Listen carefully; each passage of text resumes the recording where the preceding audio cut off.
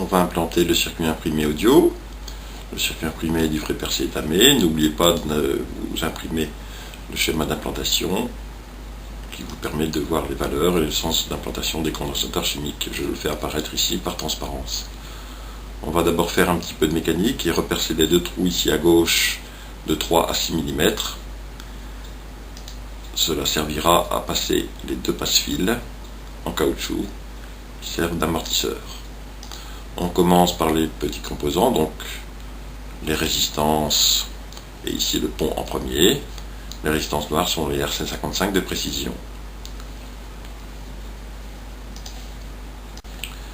Pour les supports de tubes, on va utiliser un support tulipe sécable.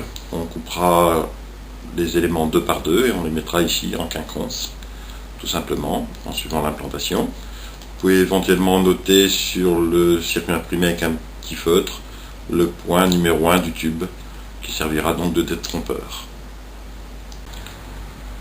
On continue avec les styroflex, les demi-cales, les deux petits chimiques et le connecteur, en vérifiant le sens des ergots. Les composants plus importants, donc les 4 chimiques. Et on vient implanter ici les 6 entretoises de 35 mm qui serviront à maintenir le tube et son joint torique. Ils sont fixés par dessous avec une vis de 3 mm. Les gros Mundorf, il y en a 4. Ils sont lourds, ils seront fixés au circuit imprimé par des Colson. Les trous sont prévus dans le circuit imprimé.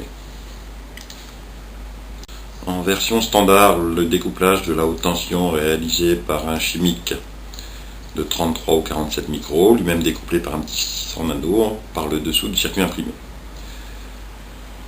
On va avoir l'option MKP. Dans ce cas, ce chimique n'est pas implanté et on va passer en dessous de la carte. Vu du dessous de la carte, on voit par transparence le découpage standard par le chimique et son petit 100 nano qui est directement soudé sur le circuit imprimé. On va donc l'enlever et implanter les SCR. En version MCAP, le découplage est constitué de 3 SCR de 10 micros, un de 3,3 micros. Ils sont reliés en parallèle. Ici, on peut réaliser ça avec un fil de cuivre ou un cuivre argenté, peu importe, et viendront se connecter au même endroit que le condensateur chimique standard. On ajoutera un petit condensateur 100 nano en parallèle toujours. Vu du côté, on voit bien les SCR qui seront fixés sur le circuit imprimé, connectés par le dessous, et ici les fixations du circuit imprimé. On termine la carte avec les entrées-sorties.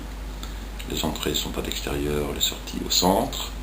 En implantant donc les 4 condensateurs de liaison, les Mundorf de 1 micro, ils seront soudés directement côté cuivre.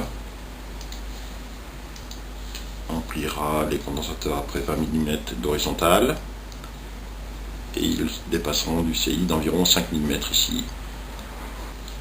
Le circuit imprimé est terminé. On va simplement mettre en place le support des condensateurs d'entrée-sortie avec les Colson sans toutefois les serrer définitivement. On le fera une fois fixé dans le boîtier.